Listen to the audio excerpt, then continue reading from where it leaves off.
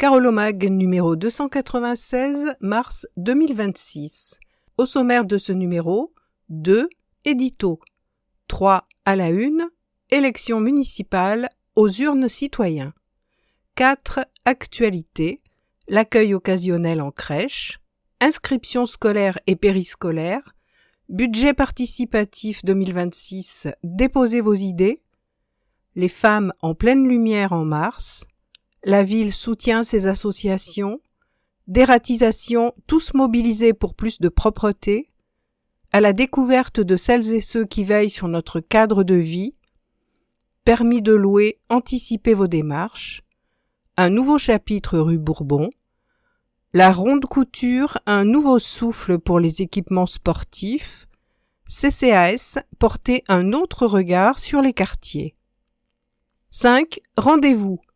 28e printemps des poètes, les MOF, l'esprit du off toute l'année, journée mondiale de la marionnette, expo solidaire, la ville au rythme des tout-petits, braderie de printemps, tous solidaires avec les restos du cœur, printemps rime avec étudiants, la jeunesse réinvente le monde sur scène, les enfants du cinéma, un festival pour voyager et rêver. 6. Agenda, les dates à retenir. 7. Sport, les flammes, un spectacle permanent à la Guinguette Arena, Carolympiade 2026, Trail Natura Carolo sur les traces du Centaure, 51e édition du Circuit des Ardennes, agenda sportif. 8. Histoire, Claude Demoy, fondatrice du couvent du Saint-Sépulcre.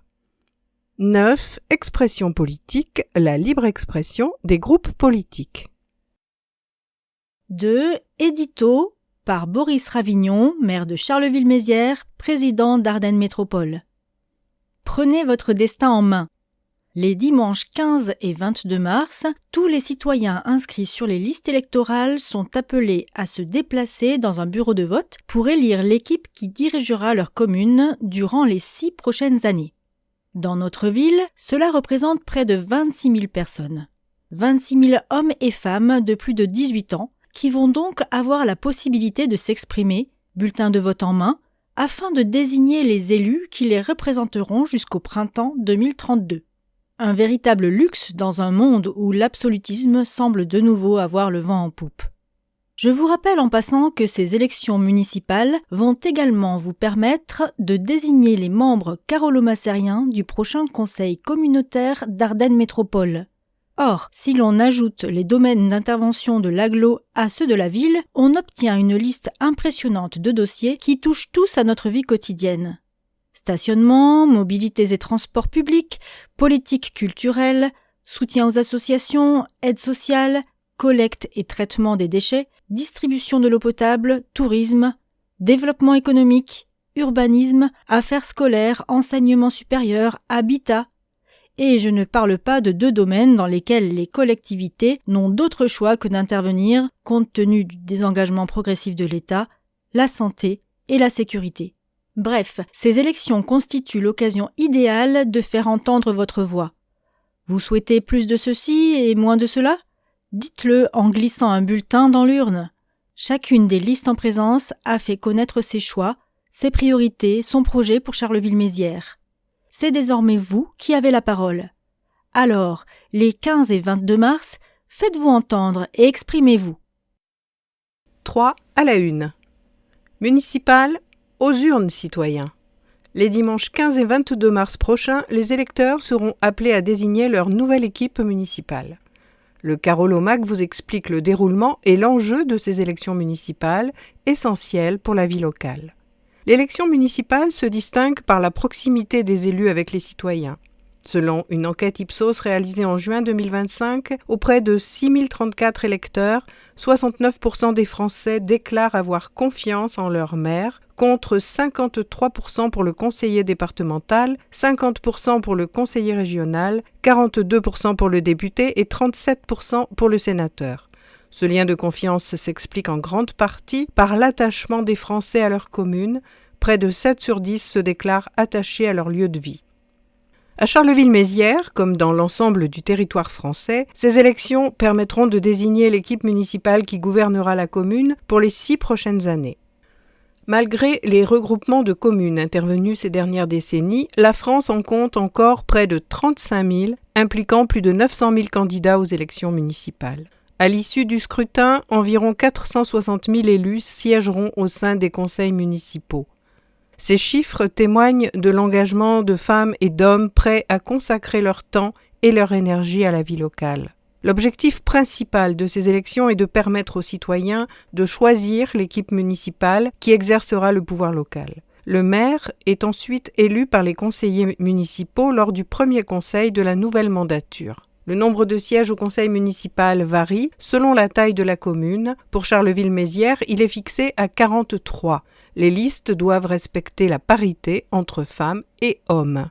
La liste arrivée en tête bénéficie de la moitié des sièges, l'autre moitié étant répartie proportionnellement entre toutes les listes ayant obtenu au moins 5% des suffrages. Certains élus municipaux siégeront également au conseil communautaire d'Ardennes Métropole. Cette instance prend en charge des compétences importantes pour la vie quotidienne, telles que la distribution d'eau potable, le traitement des eaux usées, le transport en commun ou encore la collecte et le traitement des déchets. La campagne électorale a officiellement débuté le 2 mars 2026. La date limite pour s'inscrire sur les listes électorales était le 6 février 2026 et les candidatures ont pu être déposées jusqu'au 26 février.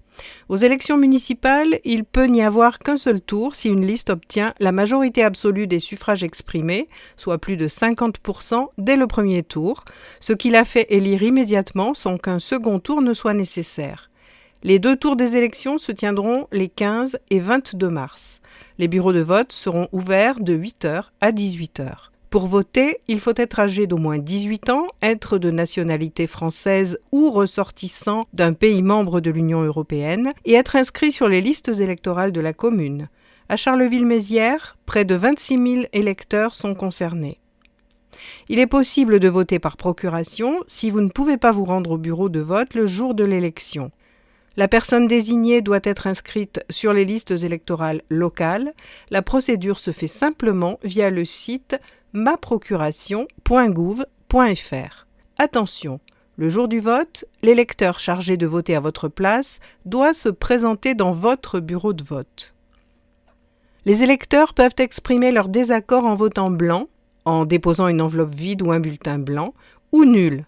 Il s'agit d'un bulletin déchiré ou annoté. Ces votes ne sont pas encore comptabilisés comme suffrages exprimés.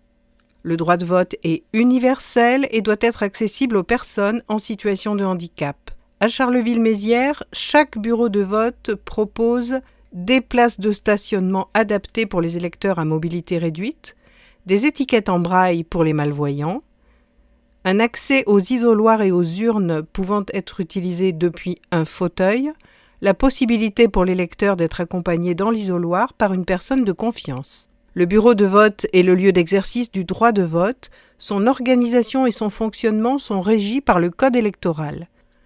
L'assesseur veille au bon déroulement des opérations électorales en vérifiant l'identité des électeurs et électrices à la table de vote et en assurant la tenue des listes d'émargement.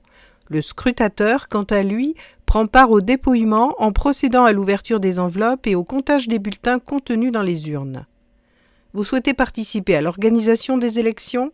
La ville de Charleville-Mézières lance un appel à bénévoles inscrits sur les listes électorales pour devenir assesseurs ou scrutateurs dans les bureaux de vote. Pour plus d'informations, contactez le service citoyenneté par téléphone au 03 68 89 04 80 ou par mail à l'adresse élection@mairie-charleville-mézières.fr. Voici un petit rappel des différentes étapes du vote. Je me rends à mon bureau de vote avec ma pièce d'identité, ma carte d'électeur. Le personnel vérifie si je suis bien inscrit ou inscrite dans ce bureau de vote. Je prends au moins 2 bulletins et une enveloppe. Je m'isole ensuite, soit seul, soit accompagné. Je peux me faire aider si je suis en situation de handicap. Je mets un seul bulletin dans l'enveloppe, ni annoté ni déchiré. Je retourne près de la table de vote où je présente ma pièce d'identité, ma carte d'électeur, qui est recommandée mais non obligatoire pour voter, ainsi que mon enveloppe. Je glisse ensuite mon bulletin dans l'urne où je me fais aider si je suis en situation de handicap. Et enfin, je signe le registre ou mon accompagnateur le signe pour moi. 4. Actualité. Petite enfance. Vous avez dit occasionnel ? Le savez-vous ? À Charleville-Mézières, toutes les crèches proposent un accueil dit occasionnel. De quoi permettre aux parents d'avoir un peu de temps pour eux et aux enfants d'apprendre à vivre ensemble avant l'entrée à l'école. Ce mode de garde, ponctuel et flexible, vient compléter l'offre dite régulière proposée par nos 6 structures municipales de la petite enfance. Gonzague dans le centre-ville, Féroux-les-Mésanges à la Ronde Couture, Harare à la Houillère, Maison de la petite enfance à Manchester et Simone Veil à Mézières. Inscrit dans le cadre du service public de la petite enfance, ce dispositif participe à l'objectif d'un accès équitable et de qualité aux modes d'accueil sur le territoire. Concrètement, après une période de familiarisation avec les parents, l'enfant de 0 à 3 ans pourra être accueilli, soit pour 2 heures ou plus, uniquement sur le multi-accueil des Mésanges, soit en demi-journée ou en journée complète sur l'ensemble des structures, que ce soit pour des rendez-vous, du répit parental ou par envie de sociabilisation et d'éveil de l'enfant. Si ce mode de garde a l'avantage de la flexibilité, il nécessite toutefois une inscription qui se prend auprès du guichet unique de la petite enfance, situé au premier étage de l'hôtel de ville de Mézières. Les familles pourront y obtenir des informations, être accompagnées dans leur démarche et être orientées vers les solutions adaptées à leur situation. Plus d'informations au 03 24 32 42 89. Inscription scolaire et périscolaire. La campagne d'inscription scolaire et périscolaire pour la rentrée 2026 se déroulera jusqu'au vendredi 29 mai. Pour une inscription scolaire, téléchargez le dossier sur charleville-mézières.fr et renvoyez-le à inscriptionscolaire@mairie-charleville-mézières.fr ou rendez-vous au service enseignement en appelant au 03 24 32 42 83. Pour une inscription périscolaire, cantine, garderie et accueil du mercredi, téléchargez le dossier sur charleville-mézières.fr et renvoyez-le à perisco@mairie-charleville-mézières.fr. L'inscription peut également se prendre via l'espace famille, espace-citoyen au pluriel.net/cmz ou au service accueil famille du périscolaire à l'hôtel de ville du lundi au vendredi de 8h30 à midi et de 13h30 à 17h30. Démocratie participative. Budget participatif 2026, déposez vos idées. Comme chaque année, le budget participatif permet de réaliser des projets proposés par les habitants pour améliorer leur quartier ou leur cadre de vie. La campagne d'appel à projets se poursuit jusqu'au lundi 30 mars.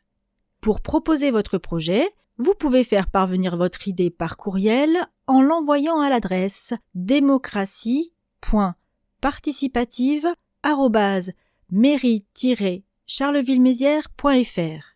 Des questionnaires et des urnes sont également mis en place par le service démocratie participative dans différents accueils publics comme la mairie, place du théâtre, l'hôtel de ville, les centres sociaux. Vous pouvez également déposer votre idée sur le site de la ville charleville-mézières.fr, rubrique Démarche en ligne. Journée internationale des droits des femmes. Les femmes en pleine lumière en mars. À l'approche de la Journée internationale des droits des femmes du 8 mars, la ville se mobilise. Plus qu'une simple date sur le calendrier, le mois de mars s'affirme comme un temps fort de sensibilisation aux droits des femmes avec de multiples rendez-vous. Le théâtre de Charleville-Mézières ouvre le bal avec son spectacle Bête noire et petite reine, le mardi 3 mars à 20h. Il sera suivi d'un second temps fort, proposé par le service des sports de la ville, Femmes en Lumière, qui mettra en avant la place des femmes dans le sport, le samedi 7 mars, dans la salle du Bois-Crancé, de 13h à 18h. Le combat pour l'égalité continue, en passant par la parole, l'histoire et la transmission des savoirs. Rendez-vous au musée de l'Ardenne afin de découvrir les différentes représentations des figures féminines dans l'art, le dimanche 8 mars à 15h. Enfin, comme chaque année, retrouvez nos habituels partenaires comme la Maison de la Culture et des Loisirs Mabohème, la Pépinière d'entreprise, la Médiathèque Voyelle et bien d'autres. Découvrez également quelques nouveautés, notamment avec le collectif Nous Toutes Ardennes, qui propose une marche pacifiste au départ de la place de l'Hôtel de Ville à 14h et une conférence le dimanche 8 mars. Sisters in Dub, marché créatif, friperie, food and sound system. Nouveau, cette année, le forum, situé au numéro 18 de la rue Jean Jaurès, sera le lieu à ne pas manquer. Il met lui aussi à l'honneur les femmes pour un événement exceptionnel. La scène accueillera en exclusivité une programmation reggae dub uniquement féminine avec Zofa Sound System, Meladub et Nessia Lyonès. De 15h à 20h30 le dimanche 8 mars. Avant leur prestation, retrouvez leurs partenaires de midi à 17h30 dans le bar et le jardin du forum. Au programme, des stands d'art, de la friperie, des boissons et de la petite restauration. Avec la participation de Fariprod, Aurélie Bonamy, l'atelier Nota Bene, Colline et Valentin, Elikia Luz, l'association des supermamans et les locataires de la planète Terre. Retrouvez le programme sur charleville-mézières.fr. Vie associative. La ville soutient ses associations. Le 12 février, le conseil municipal a voté les subventions destinées aux associations. Au total, ce sont 2 millions d'euros qui seront versés pour faire vivre le tissu associatif carolo-massérien. En 2026, la ville renouvelle son soutien aux associations Carolo. Le montant des subventions votées lors du conseil municipal s'élève ainsi à 2 millions d'euros. Ces subventions sont attribuées individuellement en fonction de projets qui contribuent à dynamiser le territoire et à profiter aux habitants. Elles se répartissent dans des domaines variés tels que le sport, la culture, l'action sociale, la solidarité ou encore les centres sociaux. Ce soutien financier vient compléter l'aide matérielle apportée aux associations d'un montant de 2,6 millions d'euros. Mise à disposition de chalets, de barnums, de tables ou encore intervention d'agents municipaux, c'est tout un ensemble d'aides techniques, humaines et logistiques que la ville met à disposition des associations. À cela s'ajoute l'ouverture d'un nouveau lieu désormais dédié aux associations à la Bosse d'Étion, avec la reconversion de l'ancien lycée Simone Veil. Ce nouveau lieu, dédié aux associations et à la jeunesse, accueille des associations carolo-massériennes qui y trouvent un lieu de travail adapté, fonctionnel et mutualisé. On y trouve à la fois des espaces privatifs et des espaces partagés, tels que des salles de réunion. L'objectif ? Offrir de meilleures conditions d'accueil aux acteurs associatifs tout en favorisant les coopérations et les projets communs. Cadre de vie, tous mobilisés pour plus de propreté. Face aux problèmes de salubrité engendrés par la présence de rats, la ville se mobilise pour préserver la qualité de vie de ses habitants. Afin de lutter efficacement contre leur prolifération, la commune met en place 2 campagnes de dératisation chaque année. L'une au printemps, l'autre à l'automne. Ces interventions, confiées à des professionnels, permettent de limiter durablement la population de rongeurs et de sécuriser l'espace public. Quelques gestes clés. L'efficacité de ces campagnes repose sur l'implication de chacun. Il est essentiel d'adopter les bons gestes au quotidien. Ne pas laisser de nourriture en extérieur pour les animaux, entretenir les espaces extérieurs, bien gérer ses déchets, respecter les consignes d'utilisation des composteurs.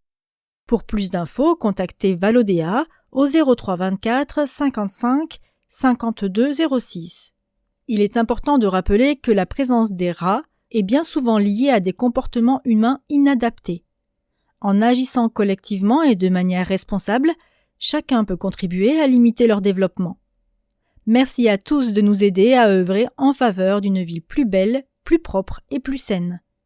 Pour avoir plus d'informations, contactez le 03 24 32 40 96. Quelques chiffres. Un couple de rats, c'est 3 à 6 portées par an, avec 6 à 12 petits par portée. La maturité sexuelle est à 2 mois. Au fur et à mesure, les nouvelles générations se reproduisent à leur tour. Ils auront plus de 5000 descendants par an. Propreté. À la découverte de celles et ceux qui veillent sur notre cadre de vie. Le mercredi 4 mars, la ville organise une journée de la propreté urbaine, un événement ouvert à tous de 10h à 17h sur le parking Voltaire. Une journée conviviale et pédagogique pensée pour les familles afin de mieux comprendre les métiers, les missions et les équipements qui participent chaque jour à la propreté et à la qualité de notre environnement urbain. Souvent discrets mais indispensables, les agents de la propreté, de la collecte et de l'environnement seront à l'honneur tout au long de cette journée. À travers des démonstrations, des échanges et des animations ludiques, le public pourra découvrir les différentes facettes de ces métiers, les contraintes du terrain, mais aussi l'engagement quotidien de ces professionnels au service des habitants. Afin de garantir la continuité du service public, les services municipaux resteront pleinement opérationnels. Des systèmes de roulement seront mis en place pour permettre aux agents de participer à l'événement sans interrompre les missions essentielles. Un programme riche, ludique et pédagogique. De nombreux partenaires seront présents pour proposer des animations de sensibilisation aux bons gestes de tri et à la réduction des déchets.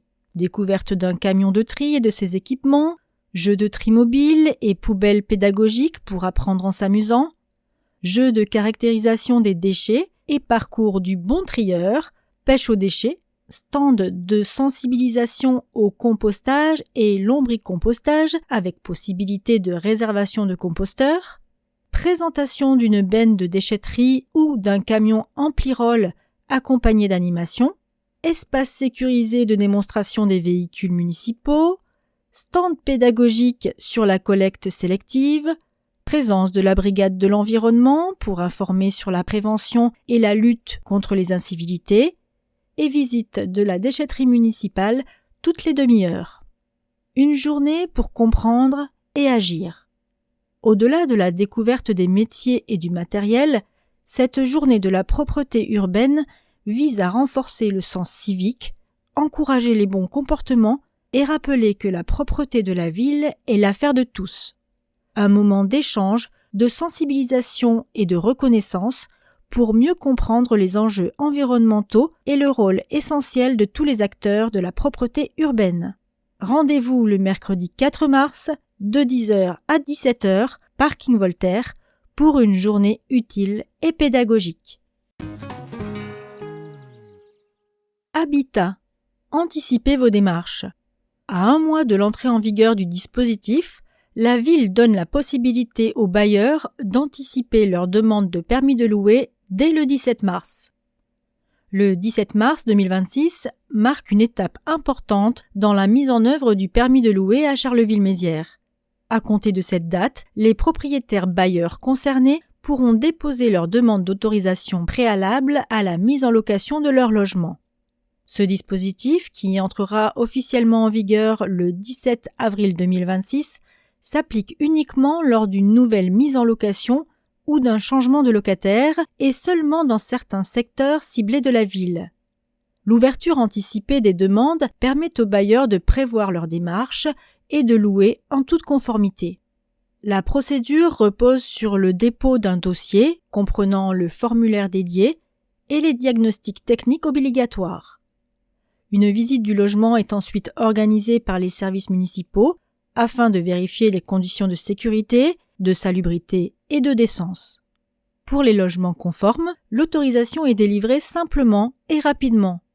Après cette ouverture des demandes, la ville réaffirme sa volonté d'accompagner les propriétaires, de sécuriser les locations et de lutter efficacement contre l'habitat indigne, tout en améliorant durablement la qualité du parc locatif. Plus d'informations sur charleville-mézières.fr/permis de louer. Travaux. Rue Bourbon, un nouveau chapitre s'ouvre au numéro 19. Bonne nouvelle pour la rue Bourbon. Lors du conseil municipal du 12 février dernier, la ville a voté la vente à Espace Habitat de l'immeuble effondré au numéro 19 de la rue pour la construction de 3 logements. C'est une information qui va ravir les habitants et les usagers de la rue Bourbon. Le trou laissé par l'effondrement du numéro 19 de la rue va être remplacé par de nouveaux logements. Une bonne nouvelle pour les commerçants de cette rue fort fréquentée, car l'effondrement survenu en novembre 2018, outre la dent creuse, s'était également soldé par la mise en place d'une imposante structure métallique destinée à maintenir l'immeuble voisin. Une reconstruction tournée vers l'avenir. Soucieuse d'accompagner ce renouveau, la ville a racheté en 2025, pour 1 euro symbolique, le bâtiment sinistré auprès des copropriétaires afin de se tourner vers les bailleurs sociaux et y engager un projet utile et durable.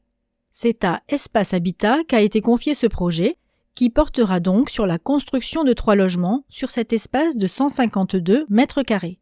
Construction qui devrait intervenir après des travaux de curtage, de désamiantage, de démolition de la partie centrale, mais également le comblement de la cave pour permettre la construction et évidemment le démontage des renforts métalliques maintenant l'immeuble voisin. Au-delà de l'aspect architectural, cette opération participe pleinement à la revitalisation du centre-ville en faveur d'un cadre de vie de qualité, conciliant habitat et vitalité commerciale.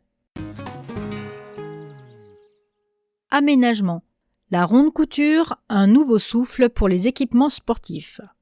Véritable projet structurant pour la ronde couture, la réhabilitation du plateau sportif engagé en 2023 et 2026 transforme durablement le cadre de vie et renforce l'attractivité du quartier. L'opération concerne la réhabilitation complète du COSEC des Mésanges, la modernisation du stade Roger Salingro et la création de nouveaux espaces ludiques et sportifs autour du terrain synthétique Jabli. Ce dernier fera également l'objet de travaux prévus au printemps et sera opérationnel pour le mois d'août prochain. Tous les aménagements respectent les normes d'accessibilité et intègrent le déploiement de la vidéoprotection. La première étape a concerné la rénovation de la salle d'évolution du COSEC. Nouveau sol sportif, éclairage LED, création d'un local de stockage, remise en peinture et acquisition de nouveaux agrès. La salle Gabriel Jabli a également bénéficié d'améliorations, remplacement des baies et protection des façades. Des équipements modernisés et plus durables. Les travaux du COSEC se sont achevés mi-février avec la rénovation complète énergétique, l'isolation thermique par l'extérieur, le remplacement de la toiture et des menuiseries, la mise en accessibilité, l'amélioration de la ventilation et le raccordement au réseau de chaleur urbain, l'installation de panneaux photovoltaïques, le réaménagement des espaces intérieurs, avec notamment l'agrandissement de la salle de gymnastique. La réouverture est prévue dans le courant du mois de mars 2026. Au stade Roger Salingro, un terrain synthétique homologué niveau régional et national 3, une piste d'athlétisme rénovée, des vestiaires modernisés et une tribune réhabilitée offrent désormais des conditions d'accueil optimales. Les bâtiments annexes accueillent un clubhouse et des espaces fonctionnels adaptés aux besoins des clubs et des scolaires. Parallèlement, de nouveaux équipements enrichissent l'offre sportive. Un terrain de football 5x5, un terrain de basket 3x3, une aire de jeu pour enfants, des espaces de détente, un espace de street workout prochainement. Le projet en chiffres. Labellisé Ville active et sportive, 3 lauriers en 2024, Charleville-Mézières compte près de 9000 licenciés répartis dans 120 clubs. À la ronde couture, plus de 1000 pratiquants hebdomadaires, scolaires, associations et habitants bénéficieront de ces infrastructures modernisées. Représentant un investissement global de plus de 10 millions d'euros TTC, financé à 68% par l'État, la région Grand Est, le département, l'Europe et les partenaires sportifs. Ce vaste programme constitue un engagement fort pour le sport, la jeunesse et la qualité de vie dans le quartier. CCAS. Portez un autre regard sur les quartiers. Découvrez Manchester, la ronde couture et la houillère sous un angle nouveau à travers l'exposition Quartier installée sur le mur de l'esplanade Roger Mas. Photographe et plasticien rémois, Hugo Petit a proposé au service Action culturelle de la ville et au pôle senior du Centre communal d'action sociale un projet sensible et participatif, porter un regard inédit sur Charleville-Mézières et plus particulièrement sur ses quartiers. L'ambition ? Dresser un portrait singulier du territoire à travers celles et ceux qui le connaissent le mieux et l'habitent depuis longtemps. Pour mener ce travail, l'artiste a imaginé des ateliers mêlant photographie et écriture, en affirmant dès le départ sa volonté de travailler avec un public senior. Porteurs d'une mémoire vive, parfois nostalgique mais toujours précieuse, les aînés ont ainsi été invités à partager leur histoire intime de la ville. Ce projet a naturellement associé le pôle senior du CCAS, heureux de faire participer les aînés à une démarche artistique valorisant leurs souvenirs et leurs regards. Entre mai et août 2025, 5 adhérents du club senior de la ronde couture et 7 membres du club senior de la houillère ont guidé Hugo Petit au cœur et aux abords de leur quartier. Ensemble, ils ont parcouru rues et jardins, longé des façades familières, évoqué des monuments discrets ou emblématiques. À chaque étape, les souvenirs affluaient. Anecdotes personnelles, émotions, récits du quotidien et parfois même quelques secrets enfouis. Chaque photographie issue de ces déambulations est accompagnée d'un court texte restituant les paroles, les expressions et la sensibilité des participants. Au total, plus de 20 km ont été parcourus, autant de pas que de fragments de mémoire partagés.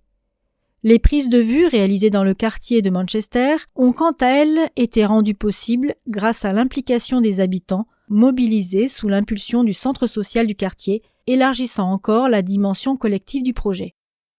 Présenté une première fois dans les vitrines de Charleville-Mézières lors de Nuit Blanche 2025, ce travail est exposé depuis janvier 2026 et jusqu'à la fin mars sur l'esplanade Roger Mas. Une invitation ouverte à toutes et à tous à redécouvrir leur territoire, enrichi par la mémoire et le regard de ses habitants.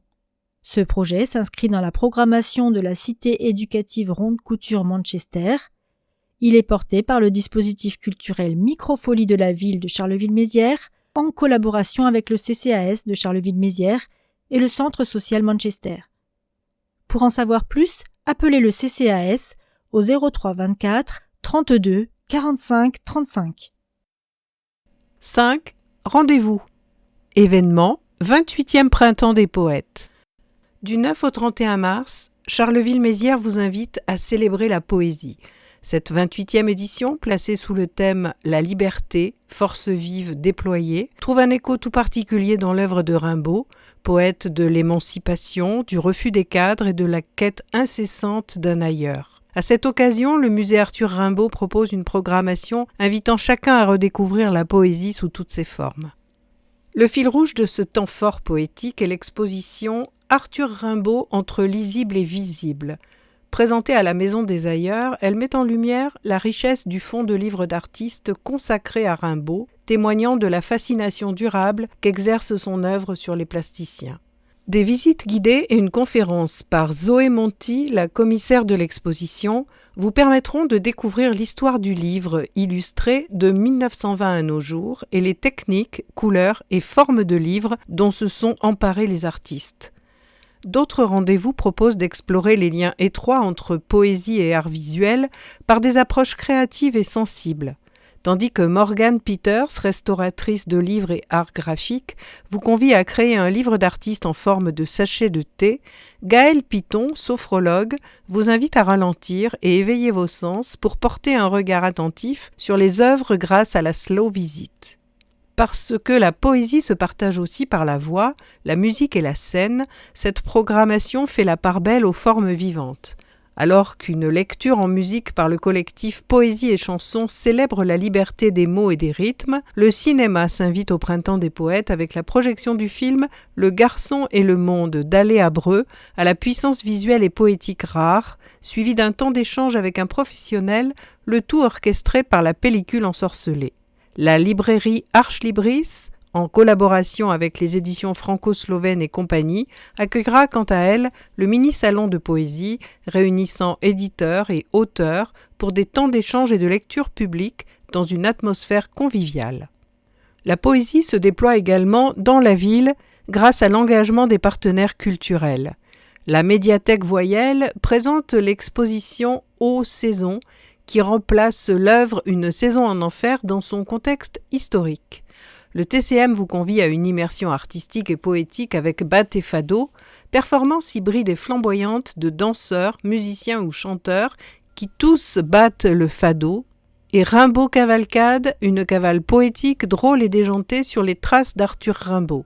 Enfin, le dispositif Charleville Lecture propose Musette en poésie, animation associant lecture de poésie à voix haute et musique à destination des résidents de l'EHPAD La Grande Terre. À travers cette programmation, le musée Arthur Rimbaud souhaite faire vivre la poésie au plus près des habitants, en la faisant dialoguer avec d'autres disciplines artistiques et en proposant des formes variées de rencontres. Un printemps des poètes placé sous le signe de la liberté, à découvrir et à partager.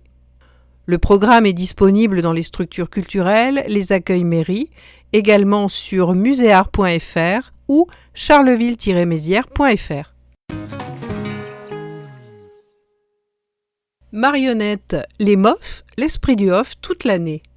Depuis 2024, les MOF, comprenez marionnettes du off au forum, font vibrer mensuellement le numéro 18 de la rue Jean Jaurès. Prochain rendez-vous le mercredi 18 mars pour 3 séances à 10, 14 et 16 heures avec le spectacle Trompette par la Compagnie du Rouge-Gorge. Pour les enfants à partir de 2 ans. Programmé un mercredi par mois, le rendez-vous ramène sur le devant de la scène les pépites professionnelles que vous avez adorées dans les rues ou les salles du off lors de la dernière grand-messe de la marionnette en septembre dernier. Ombre chinoise, théâtre d'objets ou marionnettes à fil, chaque séance est une immersion dans l'imaginaire. C'est l'occasion idéale de partager un moment complice en famille et de soutenir la création vivante. Certains artistes proposent même des ateliers pour prolonger l'expérience. Fidèles à l'esprit de partage du off, les MOF misent sur la solidarité.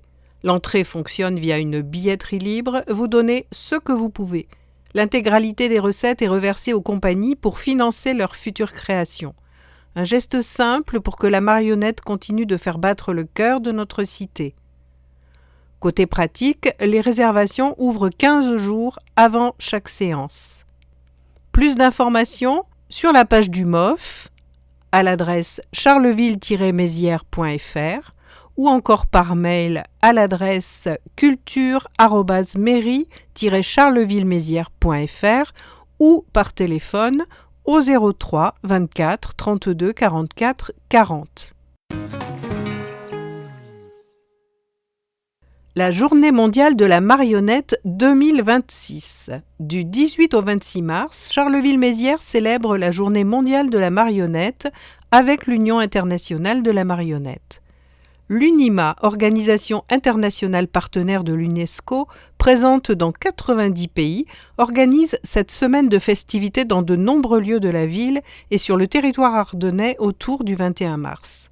Le point d'orgue de l'événement sera la rencontre avec le maître marionnettiste malien Yaya Koulibaly, gardien d'une collection de 25 000 marionnettes et ambassadeur de la tradition bamanan. Démonstrations, conférences et projections permettront de découvrir cet art millénaire africain. Plus d'informations et le programme disponible sur unimag.org.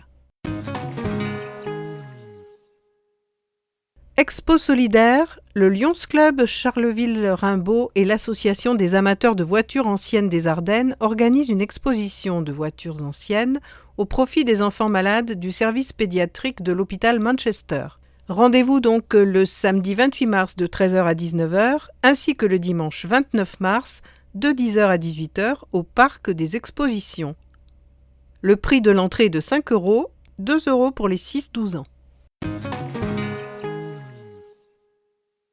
Enfance, la ville au rythme des tout-petits. Des équilibres, c'est le thème national choisi à l'occasion de la Semaine nationale de la petite enfance.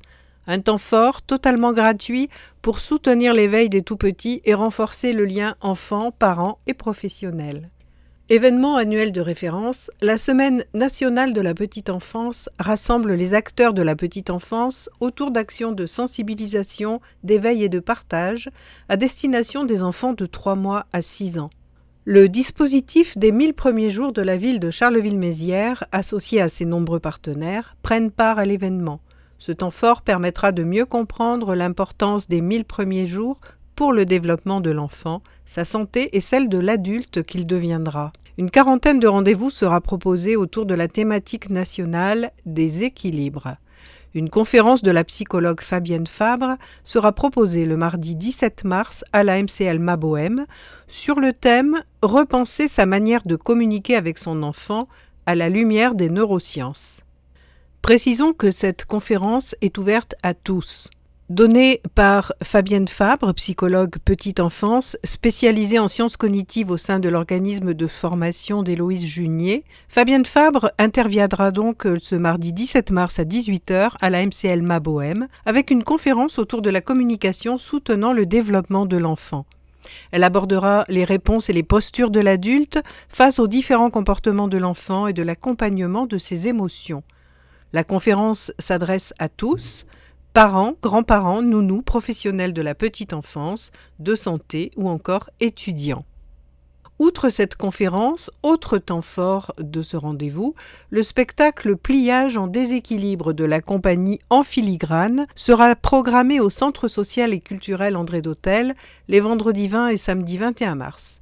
Marionnettistes, circassiens et chanteuses lyriques se mêleront pour faire naître sur scène un univers de papier et de carton stimulant l'imagination des tout-petits. En amont des représentations, des ateliers préparatoires avec les artistes seront proposés. Et parce que la culture se vit et s'apprend dès le plus jeune âge, le musée de l'Ardenne invitera les tout-petits à une visite découverte. L'Observatoire de la lecture publique et la microfolie de la Ronde Couture proposeront un atelier Trompette des équilibres, mêlant initiation et éveil artistique sur fond de création d'illusions visuelles. À noter que cette intervention se fera en présence des artistes de la Compagnie du Rouge-Gorge qui proposera le 18 mars son spectacle Trompette au Forum. Les crèches municipales, le Centre social et culturel André d'Hôtel, la PMI, Doula Nature, la médiathèque Voyelle, Parentage et compagnie raviront les familles par des expériences ludiques et inattendues. Le programme est disponible sur charleville-mézières.fr. Vie commerçante, c'est la braderie de printemps. L'arrivée du printemps s'accompagne du retour de la braderie qui animera le centre-ville les vendredis 3 et samedi 4 avril de 10h à 19h. Le vendredi, les commerçants sédentaires proposeront devant et à l'intérieur de leur boutique de nombreuses promotions. Le samedi, les camelots et commerçants non sédentaires installeront leurs étals le long du cours Brillant et dans les rues piétonnes pour vous proposer des articles à petit prix. De quoi profiter du retour des beaux jours en faisant de bonnes affaires. Vie étudiante, printemps rime avec étudiant. Chaque année, le printemps des étudiants marque le retour des beaux jours à Charleville-Mézières. L'édition 2026 s'ouvrira mardi 24 mars avec la traditionnelle remise symbolique des clés de la ville avant de se conclure en couleur lors de la Gacolore dimanche 5 avril. L'événement est devenu un temps fort de la vie étudiante locale. Pendant plusieurs jours, les jeunes sont invités à se retrouver autour de temps qui leur sont consacrés. La programmation est pensée pour encourager la convivialité, la rencontre et l'esprit collectif, avec le challenge étudiant qui rythmera l'ensemble de la manifestation. Point d'orgue du printemps des étudiants, la Gacolore viendra conclure cet événement dans une ambiance résolument festive. Avant le départ de la course, fixé à 16h, la place Ducal accueillera les participants et le public pour un temps de rassemblement convivial et un échauffement dans la bonne humeur. Ouverte à tous et placée sous le signe du partage plutôt que de la performance, la Gacolor se veut avant tout un moment collectif. Des zones de bataille et de lancers de poudre colorée viendront ponctuer la course pour un final spectaculaire sur la place du Cal. Pour participer, différentes formules sont proposées à la vente le jour J. Le kit Full Color, qui inclut lunettes, battle et color time, est proposé au prix de 20 €. Le kit Color Time, qui comprend lunettes et color time, pour 15 €. Il était aussi possible de réserver à l'avance son kit Full Color sur la page dédiée à la Gacolor au tarif de 16 €.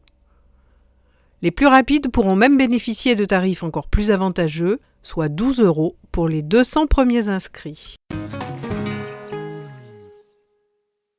Tous solidaires avec les Restos du Cœur. Les Restos du Cœur des Ardennes organisent leur collecte annuelle dans les magasins les vendredis 6, samedi 7 et dimanche 8 mars. Vous souhaitez apporter votre pierre à l'édifice ? L'association recherche des bénévoles pour mener à bien cette collecte. Faites-vous connaître en envoyant un courriel à l'adresse ad08.bénévolat@restoducoeur.org ou en téléphonant au 06 63 73 54 97. Les clients sont également invités à participer à cet élan de solidarité en offrant des denrées alimentaires et des produits d'hygiène. Chaque don, même modeste, contribuera à soutenir les familles ardennaises en difficulté. Théâtre, la jeunesse réinvente le monde sur scène. Les élus des conseils municipaux jeunes et ados et jeunes adultes finalisent une pièce de théâtre qui sera présentée gratuitement au mois d'avril. Coup de projecteur sur cet événement. L'aventure a débuté fin 2024 sous l'impulsion de la ville, la région Grand Est et encadrée par la compagnie L'Antéridi, dont Lucille Annès est autrice et metteur en scène et Gérald Pinson, compositeur et musicien. Le projet ? Donner la parole aux jeunes sur les défis de notre siècle. Très vite, les jeunes comédiens ont choisi leur thème de prédilection, changement climatique, éco-anxiété, consumérisme, environnement, manipulation politique. De ces réflexions est née une pièce au titre évocateur « Tout n'est pas perdu », écrite par Lucille Annès. Bien que la majorité des jeunes n'aient jamais pratiqué le théâtre, ils ont relevé le défi. Après un travail approfondi sur leurs personnages, ils ont réussi l'exploit de traiter ces sujets graves sur un ton comique et acerbe. Sur scène, ils incarnent des jeunes de leur âge, une expérience qui a permis à certains de véritablement s'émanciper. Théâtre, musique, chant, ombre chinoise se mêlent tout au long de la pièce. 2 représentations sont programmées les mercredis 1er et 8 avril à 14h30, respectivement au Forum et à la salle du Bedou. La réservation est possible en téléphonant au 03 10 23 01 95 ou sur charleville-mézières.fr à la rubrique Agenda. Les enfants du cinéma, un festival pour voyager et rêver. Du samedi 28 mars au vendredi 10 avril, la 34e édition du Festival des enfants du cinéma invite petits et grands à explorer le monde à travers le regard de l'enfance. Au programme, des films venus du monde entier, des rencontres avec des artistes et des animations pour toute la famille. L'association Les Enfants du Cinéma a concocté une programmation éclectique qui promet de beaux voyages. Les spectateurs suivront Olivia, Arco, Marie Hanning, Didi ou Dounia dans le Grand Pays Blanc, partiront au fil de l'eau pour entendre le secret des mésanges. Les rêveurs iront à la rencontre d'un cinéma paradiso, tandis que d'autres emprunteront l'étage secret pour découvrir une enfance allemande. Entre les fleurs du manguier et le garçon qui faisait danser les collines, le festival explore avec sensibilité l'enfance et l'adolescence au cinéma. La jeune actrice Babette Verbeek, révélée dans Jeune mère des frères Dardenne, sera la marraine de cette 34e édition. D'autres rencontres et animations autour des films sont également actuellement en préparation. Le festival multiplie les rendez-vous, soirée latino, soirée italienne avec l'association Figli del Gonzaga, courts-métrages avec la pellicule ensorcelée, documentaires. Les plus petits auront leur traditionnel ciné-goûter, tandis qu'une soirée interdite aux enfants est réservée aux plus courageux. Les jurys jeunes, écoliers et adultes complètent ce programme riche, avec notamment le jury jeune le premier week-end. Informations sur lesenfantsducinéma.fr. 6. Agenda. Jusqu'au samedi 14 mars, exposition Refuge par Thierry Jourdois au Labo Sauvage. Du mardi 3 au mardi 17 mars, Journée internationale des droits des femmes. Du vendredi 6 au dimanche 8 mars, de 10h à 19h, le salon Ma maison, mes projets au Parc des Expositions.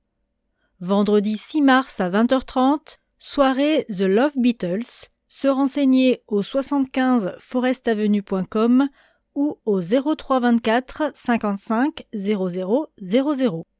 Samedi 7 mars à 9h, portes ouvertes à l'Alméa. Samedi 7 et dimanche 8 mars, de 9h à 18h, le salon Santé et sans gluten, salle Nevers, un événement mis en place par l'association Vivre mieux sans gluten. Samedi 7 mars, de 10h à 15h, braderie solidaire, au 11 rue Édouard Branly, impulsé par le Secours populaire français Ardennes. Pour plus d'informations, 03 24 57 44 83. Samedi 7 mars à 18h, concert comédie musicale mené par l'Orchestre d'harmonie de Charleville-Mézières sous la direction de Romain Davazoglou au TCM. Samedi 7 mars à 21h30, soirée 90-2000, acte 8.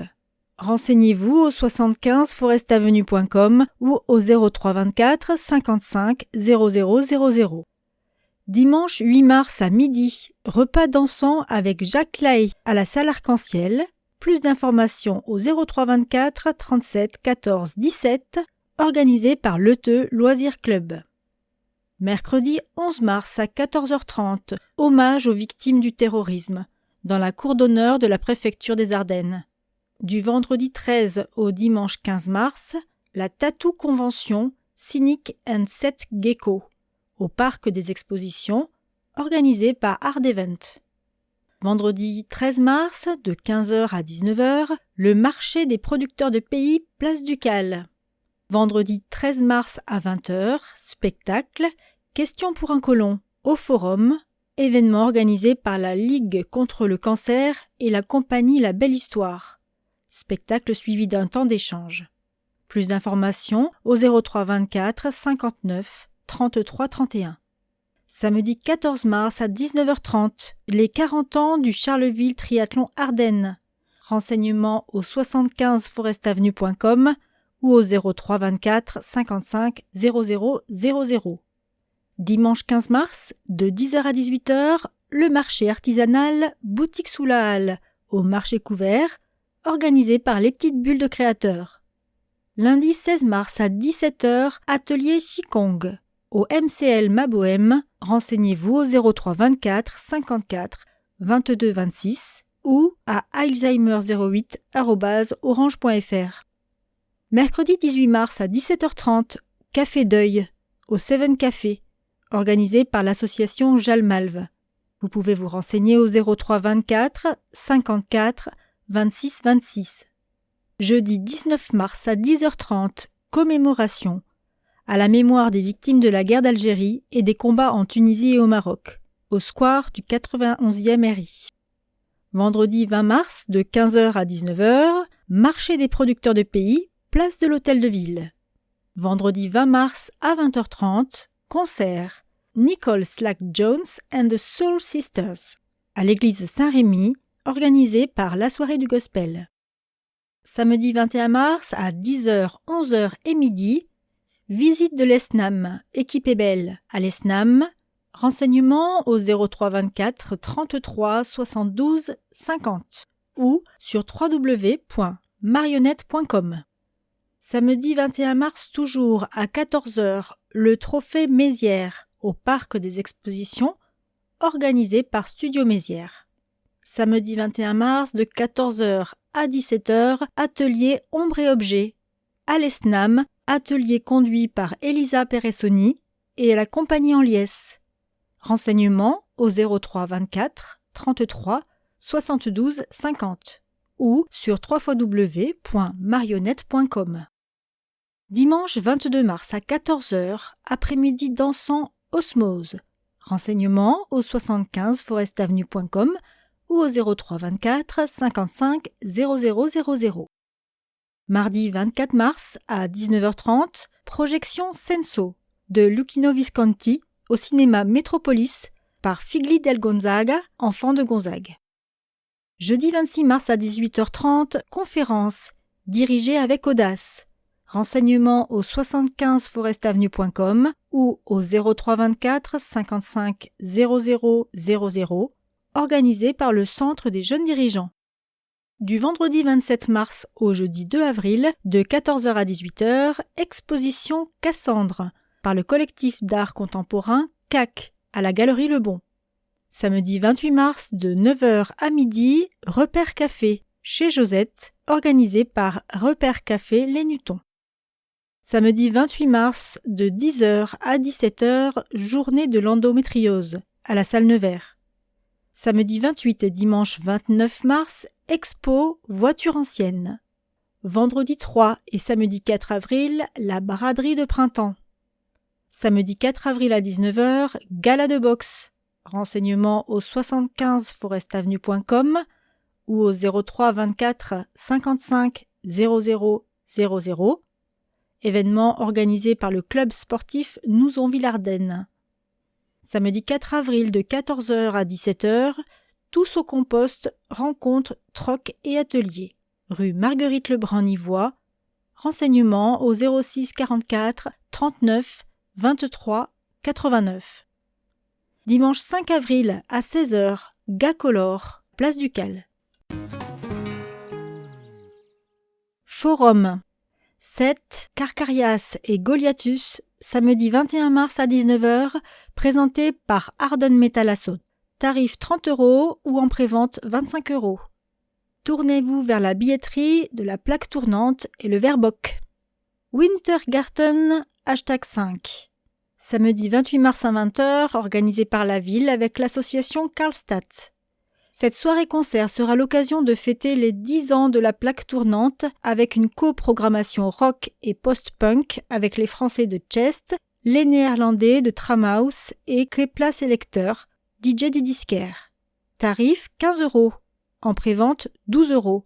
Billetterie, la plaque tournante, le Verbock, chez Josette ou via wizevent.com. Renseignements karlstadt@gmail.com. Soirée Paillettes et Facettes, volume 5. Samedi 4 avril à 20h30, organisé par la ville avec l'association Sapristi. Le forum accueillera une programmation de choix. La soul incendiaire de The Butt Shakers, les nappes psychédéliques de Ghost Funk Orchestra et l'énergie de Traft. Tarif 20 €, en prévente 15 €, gratuit pour les moins de 12 ans. Billetterie, la plaque tournante, le Verbock, MJC Calonne, Office du tourisme ou en ligne. Renseignements à asso.sapristi@gmail.com ou au 06 49 95 89 69 ou sur le Facebook et Instagram de asso.sapristi. 100 premiers jours. À la médiathèque Porte-Neuve, 8 places de la préfecture. Lire avec bébé le mercredi 4 mars à 10h, de la naissance à 3 ans. Éveil musical samedi 7 mars à 10h30, de 3 mois à 3 ans. Art thérapie, mercredi 25 mars à 10h, pour les futurs et jeunes parents et leurs enfants de 0 à 3 ans. Enfin, motricité libre, le vendredi 27 mars à 9h15, de la naissance à la marche. Manchester Lecture, au 24 rue Jules Rollin. Chant pré- et post-natal. Le mardi 10 mars à 9h pour les futurs et jeunes parents avec ou sans bébé, de 0 à 3 ans. Chanter, bouger, danser, le mardi 10 mars à 10h, de 15 mois à 3 ans. Bébé gym, le vendredi 13 mars à 10h, pour les 15 mois à 3 ans. Enfin, lire avec bébé, mercredi 12 mars à 9h, de la naissance à 3 ans. Ouillère lecture, au 88 rue Albert Poulain. Snoezelen, mercredi 4 mars à 15h pour les futurs et jeunes parents et leurs enfants de 0 à 3 ans. Bébé Gym, le vendredi 6 mars à 10h, de 15 mois à 3 ans. Lire avec bébé, mercredi 11 mars à 9h30, de la naissance à 3 ans. Portage dansé, vendredi 13 mars à 9h30, de la naissance à 18 mois. Baby yoga, samedi 14 mars à 9h30, de 3 à 18 mois. Baby yoga, samedi 14 mars à 10h30 pour les 3 à 18 mois. Voyage sonore, lundi 23 mars à 10h, de la naissance à 3 ans. Peinture suédoise, vendredi 27 mars à 9h30 pour les 18 mois à 3 ans. Snoezelen, lundi 30 mars à 10h pour les futurs et jeunes parents et leurs enfants de 0 à 3 ans. L'inscription est obligatoire pour toutes les activités. Contactez le 03 24 32 44 96 ou le 03 24 32 41 71 ou adressez un mail à 1000pj@mairie-charleville-mézières.fr. Visite guidée. Visite du beffroi de la mairie, vendredi 3 avril à 14h30. Visite du cœur de ville, samedi 4 et lundi 6 avril à 14h30. Réservation à l'Office du tourisme au 03 24 55 69 90 ou via un mail à contact@charleville-sedan-tourisme.fr. Au TCM. Pontex et Île. Mercredi 11 mars, 20h, musique. Avec en première partie les élèves du lycée Bazin. Rendez-vous pour une soirée musicale francophone portée par 2 artistes, révélation du dernier festival international de chansons de Granby. Pontex, originaire des prairies canadiennes, dévoile des grooves envoûtants mêlant habilement la psyché pop électronique à la mélancolie du R&B et de l'indie rock.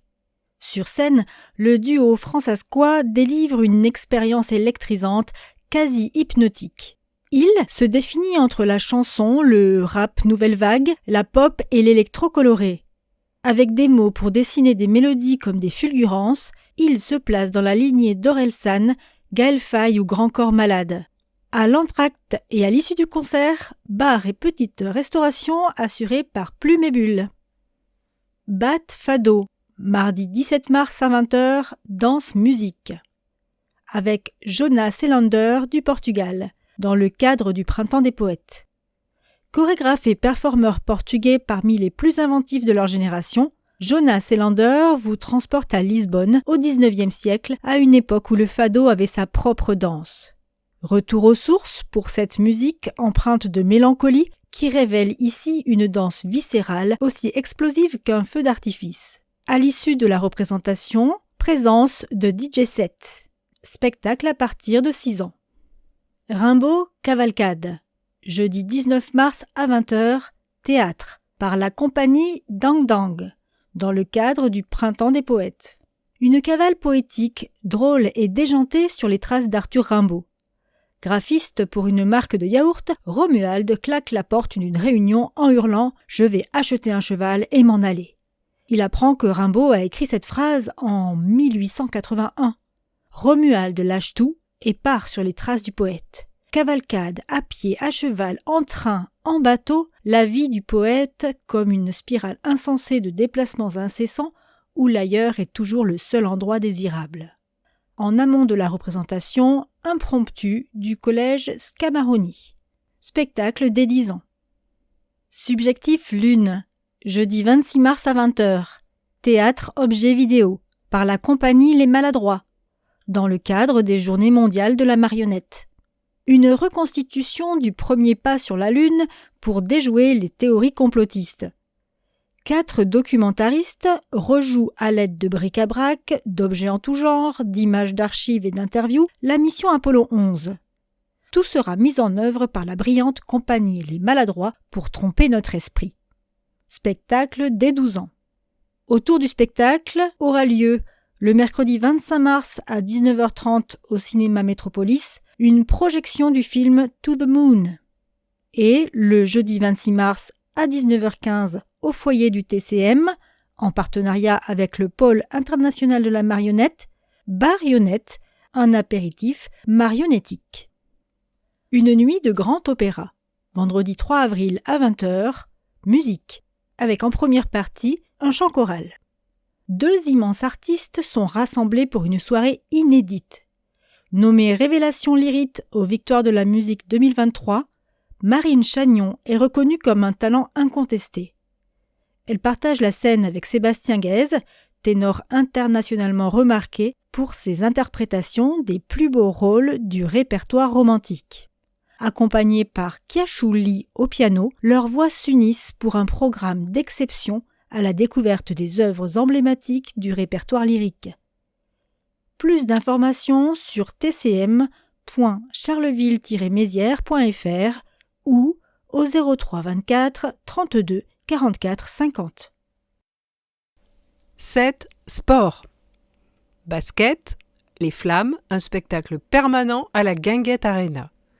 Avec ces flammes-là, impossible de s'ennuyer. Match après match, le public Carolo assiste à un basket spectaculaire, intense et offensif qui fait vibrer la Guinguette Arena. Les chiffres parlent d'eux-mêmes. Meilleure attaque du championnat, meilleure évaluation collective, équipe la plus à droite à 3 points et sur la ligne des lancers francs, sans oublier un nombre record d'interceptions par rencontre. Autant de statistiques qui traduisent un jeu rythmé, généreux et résolument tourné vers le spectacle. Portés par ces performances, les Flammes confirment leur statut sur la scène nationale et européenne. Sous l'impulsion de leur capitaine, Noémie Brochant, les Ardennaises se sont installées dans le top 6 du championnat, tout en rivalisant avec les plus grandes formations européennes en Euroleague.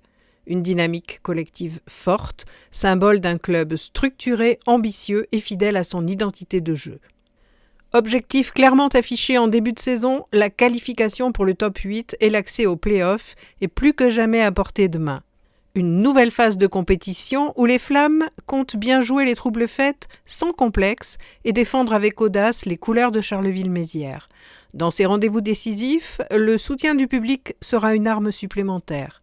Plus que jamais, la fin de saison s'annonce palpitante. Les Flammes ont besoin de leur 6e joueuse, vous. Venez vibrer, encourager et pousser l'équipe dans les moments clés. À la Guinguette Arena, le spectacle est garanti et l'histoire continue de s'écrire ensemble. Toute l'actualité des Flammes est à suivre sur lesflammes.com.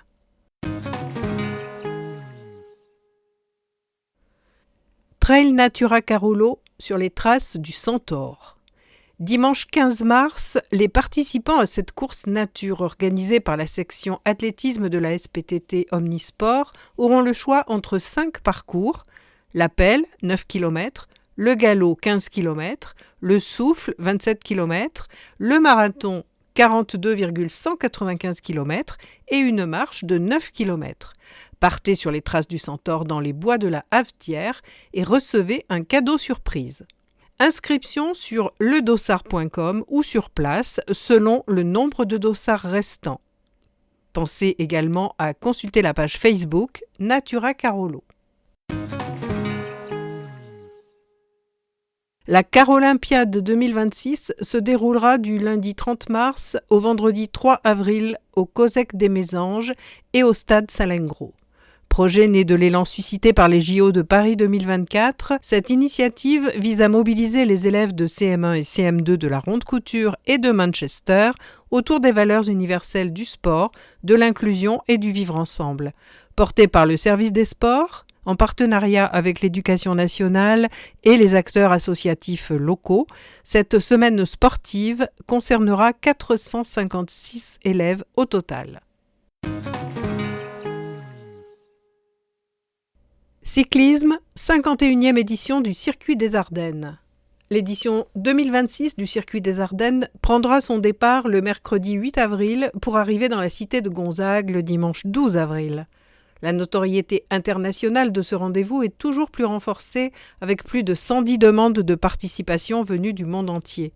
Au final, ce sont 26 équipes de 14 nationalités différentes qui ont été sélectionnées, dont 7 françaises, parmi lesquelles le VCU Schweinheim, l'équipe de l'Ardennais Timothée Gabriel.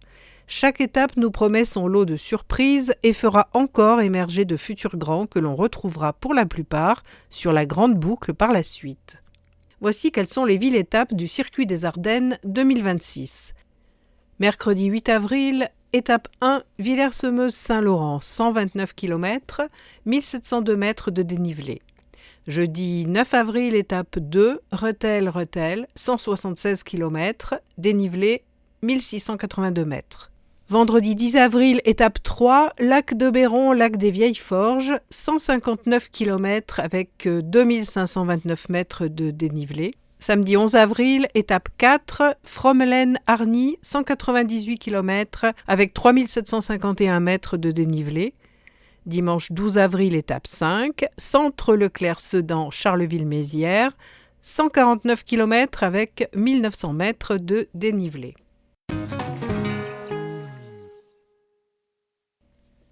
L'agenda sportif. Football, samedi 7 mars, Petit-Bois 18h, Ocpam contre Neuilly, N3, Varennes 16h, Ocpam contre Épernay, U18 R1, Salengro 20h, Entente contre Liard-Signy en D1. Dimanche 8 mars, Salengro à 15h, Entente B contre Nouvion B. Samedi 14 mars, Salengro 20h, Entente contre Bonny D1. Dimanche 15 mars, Poterie, Prix, 14h30, Ocpam B contre Vémerange R2, Salengro 15h, Entente B contre Floin. Samedi 21 mars, Varennes 15h, Ocpam contre la Neuvillette, U18 R1. Dimanche 22 mars, Emler 14h30, EMCCM contre Viviers D1. Samedi 28 mars, Petit-Bois 18h, Ocpam contre Amiens B, N3.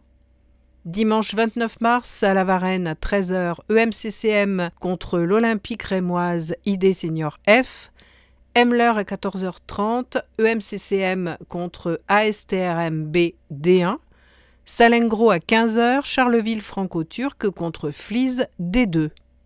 Rugby, dimanche 8 mars, terrain de Vouziers dès 13h30, Ardennes Rugby contre Saint-Avold, équipe 1 et 2. Baseball, dimanche 8 mars à la Varenne, 9h, Razorbacks contre Entente Chalon-Reims et Dudelange, Luxe.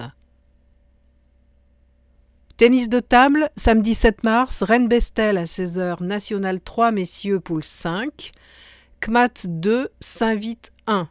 National 3 messieurs poule 6, CMAT 3, Lille Métropole 3. Samedi 21 mars, Rennes-Bestel à 16h, National 3 messieurs poule 5, CMAT 2, Aubourdin 1, Pré-National, CMAT 4, Roche-Besançon 3. Basket féminin, samedi 7 mars, Bayard 16h FCBA contre Vitry-les-Reims, U15F Grand Est, Guinguette Arena 20h45, FCBA contre Basketland, Wonder League. Dimanche 15 mars, Bayard 13h, FCBA contre Schirheim, U15F Grand Est, Emler 13h, Étoile contre Hayange, U15F Grand Est. Samedi 22 mars, Bayard 15h30, FCBA contre Orly, U18 France Élite. Samedi 28 mars, Bayard 17h15, FCBA contre Le Chesnay Versailles, N2F. Basket masculin, dimanche 8 mars, Dubois-Crancé 13h, Étoile contre Sainte-Marie, U15 Grand Est. Samedi 14 mars, Emler 14h30, Étoile contre Dussenheim, U18 Grand Est. Dubois-Crancé 20h30, Étoile contre Longwy en pré-national. Handball, samedi 7 mars, Gymnase Campus Sup Ardennes 18h, CMHB contre Bonny, ID Senior. Samedi 21 mars, Emler 16h, CMHB contre Tinqueux, ID moins de 15 ans. Samedi 28 mars, Gymnase Campus Sup Ardennes 18h30, ID Senior. Sport de combat, samedi 7 mars à la salle Bayard 19h boxe, Valverde contre Martinez, 8 matchs amateurs. Et le samedi 4 avril, Bayard 17h, MMA, Arène des Sacres 10e édition. Course à pied, samedi 14 mars, Bayard, rendez-vous à 14 h pour les foulées de printemps. 8. Histoire. Femme à l'honneur, par Héloïse Gorget et Claude Grimmer-Fontange pour la Société d'histoire des Ardennes. Claude Demoy, fondatrice du couvent du Saint-Sépulcre. Situé sur l'actuelle place Jacques-Félix, le couvent est né de la volonté de Charles de Gonzague. Le 26 septembre 1622, la prieure du monastère de Visé et la prieure du couvent de Charleville, Marie de Diffus, Marie de Jésus, signent l'acte par lequel le prince donne un terrain et 4000 livres pour construire un couvent qui instruira la jeunesse et viendra en aide aux femmes de l'hôpital. 6 religieuses liégeoises arrivent à Charleville. Elles suivent les travaux, organisent la communauté. Mais aucune de ces religieuses n'est considérée comme fondatrice, titre qui met en valeur celle qui contribue, par ses deniers, à la construction et à la vie du couvent. Claude Demoy, née vers l'an 1572, est la fille unique et héritière de Charles, marquis de Moy, et de Catherine de Suzanne, comtesse de Cerny. Par son père, elle descend d'une illustre famille d'officiers en Picardie et en Normandie. Les Suzanne sont d'origine plus récente. Le grand-père, proche d'Henri III, a lutté contre les hérétiques en Champagne et fait construire, vers 1550, le château de Tugny-Trugny. Dès la naissance de Claude, on espère pour elle une belle alliance. À 11 ans, elle se marie avec Georges de Joyeuse, fils du maréchal de France Guillaume de Joyeuse.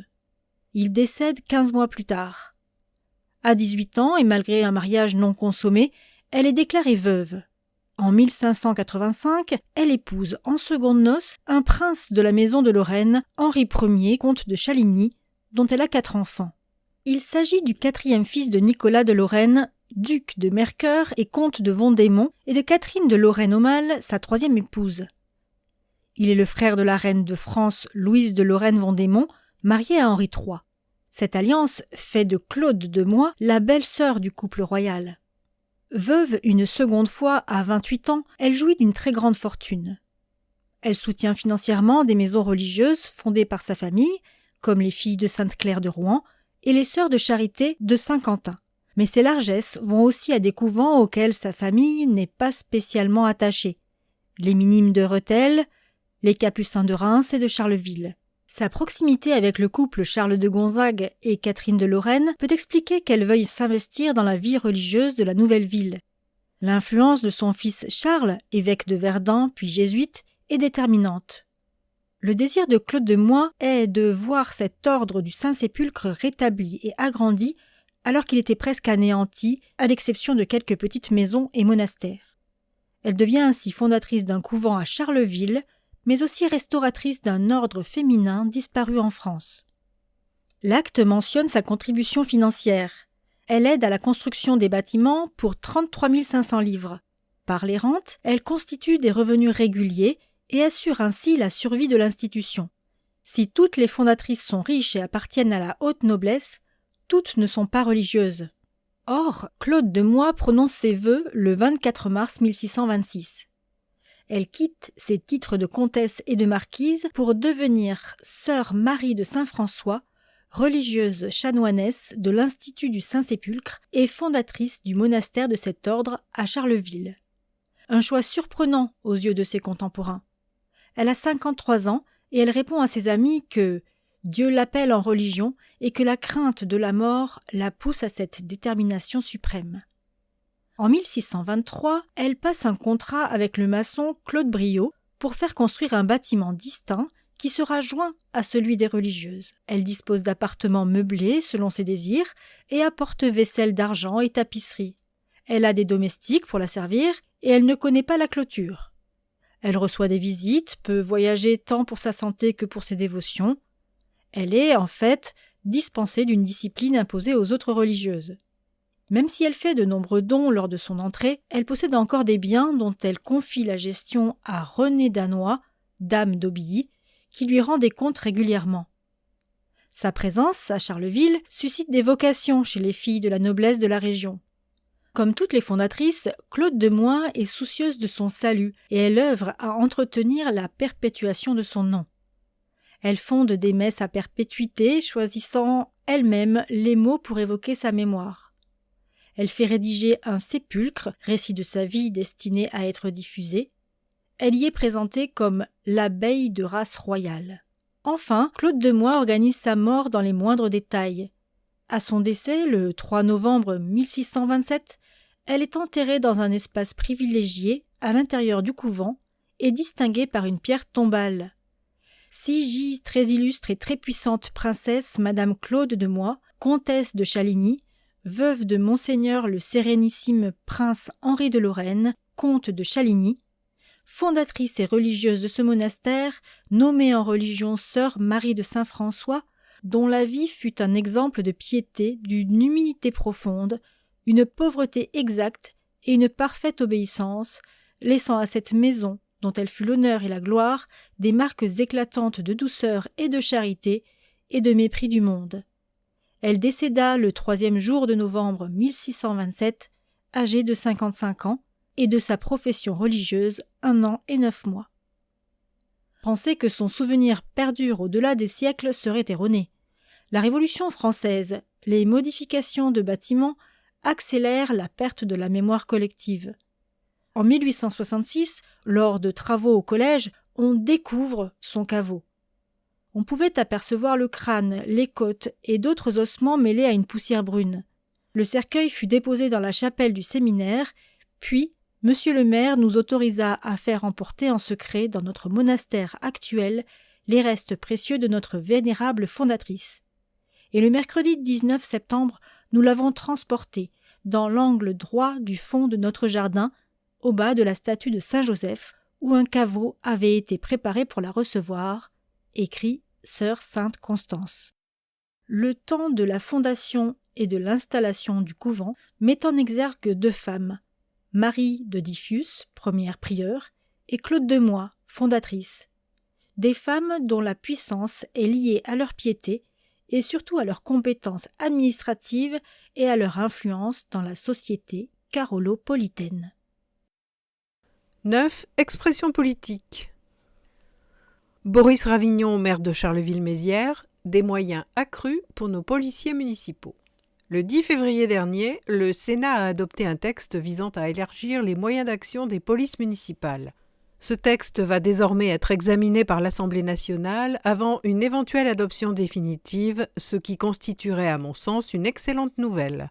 Un rapide état des lieux, tout d'abord. Selon les chiffres les plus récents fournis par le ministère de l'Intérieur, plus de 3800 communes possèdent une police municipale, ces dernières représentant au total près de 28 000 agents. Et le fait que ces données aient connu une hausse de 45% entre 2012 et 2023 n'a rien à voir avec un effet de mode. De nombreux maires, dont je fais partie, ont en effet constaté avec amertume au fil des années le manque d'efficacité de la police nationale dans la lutte contre la délinquance urbaine. Manque d'efficacité dû essentiellement à des effectifs de terrain beaucoup trop réduits. Problème lorsqu'un habitant est victime d'une agression ou d'un cambriolage, lorsqu'il contacte l'aplomb des dealers dans son quartier, c'est vers son maire qu'il se tourne pour se plaindre. J'ai eu dernièrement l'occasion d'échanger à ce propos avec d'autres élus ardennais lors d'une rencontre organisée par Else Joseph et à laquelle participait Jacqueline Eustache-Brignot, elle aussi sénatrice et rapporteuse de ce projet de loi. Ils partagent tous ce sentiment. Nous avons donc été nombreux ces dernières années à créer ou renforcer notre police municipale. Pour rappel, dans notre ville, ces effectifs ont été multipliés par 2 depuis 2014. Mais pour que nos policiers puissent faire preuve d'une véritable efficacité sur le terrain, encore faudrait-il que la loi leur permette d'agir. Or, ce n'est actuellement pas le cas. La police municipale n'a aujourd'hui pas le droit de verbaliser un délinquant pris en flagrant délit, ni de fouiller son sac à dos ou son véhicule, encore moins de vérifier son identité. Or, s'il est définitivement adopté, ce texte de loi, déjà validé par nos sénateurs, mettra un terme à ces absurdités et permettra enfin à nos policiers de s'investir pleinement dans la lutte contre l'insécurité et le narcotrafic. Et pour discuter régulièrement avec ces femmes et hommes de terrain, je peux vous assurer que leur impatience est au moins égale à la mienne.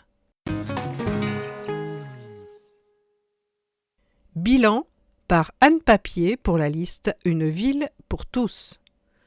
À quelques semaines des élections municipales, lorsque ces lignes sont écrites, il est nécessaire de répondre au bilan dressé par Monsieur le maire dans les colonnes de l'Ardennais fin janvier.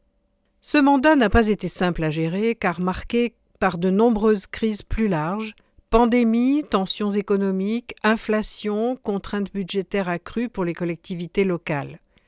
Il faut reconnaître que la politique adoptée a contribué à maintenir l'attractivité de notre ville et à consolider certains projets structurants.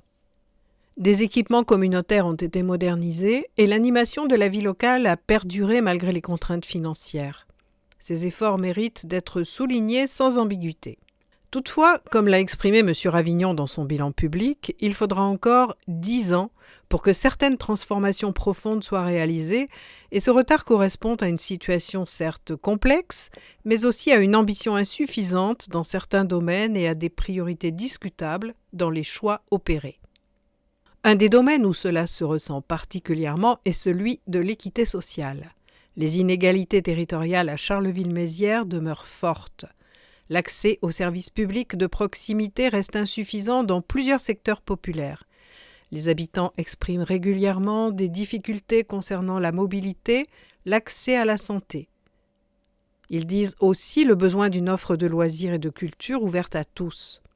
Sur le plan environnemental, des avancées ont été engagées, mais sont loin de ce qui serait nécessaire pour faire face à l'urgence climatique. La municipalité a favorisé certaines constructions exemplaires, comme la crèche à haute performance énergétique, mais il manque une politique globale de transition énergétique, de mobilité durable, de préservation de la biodiversité urbaine ou de soutien aux circuits courts agricoles. L'opposition écologiste et sociale regrette que ces enjeux ne soient pas pleinement intégrés comme priorité structurante de l'action municipale.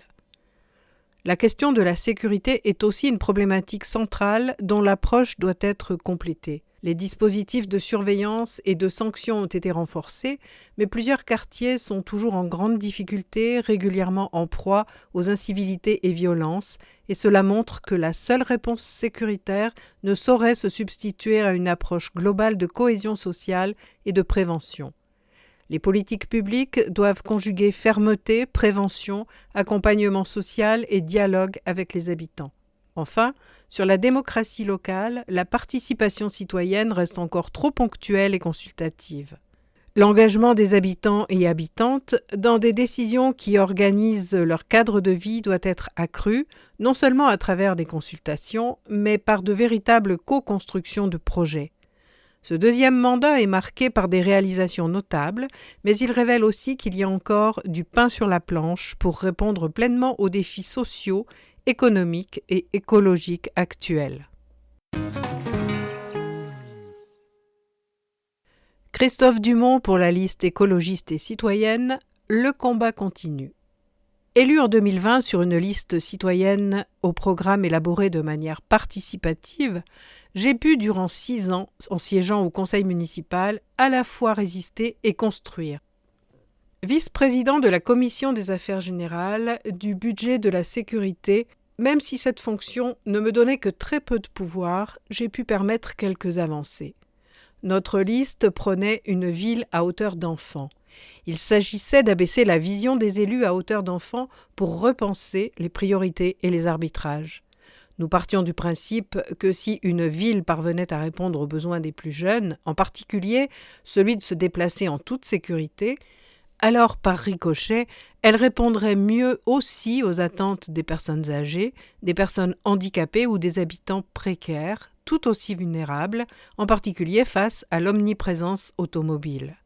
Concevoir la ville à partir des besoins, des rythmes et du regard des enfants constituerait ainsi un levier puissant de transformation démocratique et sociale.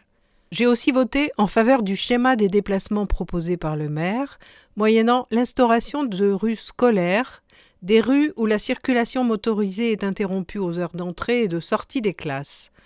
Ces 5 rues, dont le maire ne voulait pas à l'origine, sont aujourd'hui un sujet de fierté pour nous tous. Malheureusement, depuis 2 bonnes années, on observe très peu de progrès en matière de déplacement actif, au motif qu'on ne pourrait faire d'autres travaux que de chauffage urbain. Pire, s'ajoute à cela le renoncement du maire à piétonniser effectivement la place Ducale sur la pression, dit-on, d'un seul commerçant. Un autre sujet est crucial, au croisement de l'écologie et de la justice sociale, celle des tarifs des services publics. Sur les poubelles et l'eau, le maire, aussi président de l'agglo, avait promis l'instauration d'une tarification incitative et sociale. Il n'en a rien été. À propos de la tarification incitative des déchets, toujours promise, chaque fois repoussée, elle aurait permis à chacun de payer en fonction du poids de ses déchets, car aujourd'hui, une veuve sans beaucoup de ressources paie autant que ses voisins plus nombreux et plus aisés, et la baisse des tonnages des déchets enfouis, revendiquée par l'agglomération, tient plutôt aux restrictions d'accès à nos déchetteries. On retrouve aussi une partie des déchets en dépôt sauvage au bord de nos chemins.